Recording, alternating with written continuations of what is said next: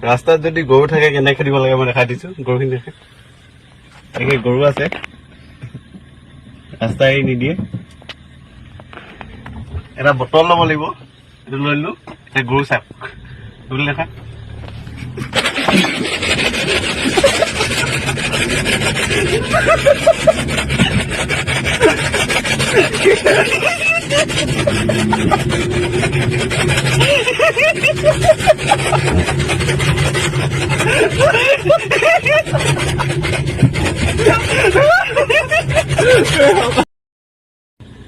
ৰাস্তাত যদি গৰু থাকে কেনে খেদিব লাগে মই দেখাই দিছো গৰুখিনি দেখে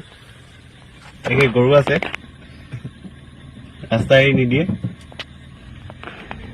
এটা বটল ল'ব লাগিব এইটো লৈ ললো এতিয়া গৰু চাপ বুলি দেখা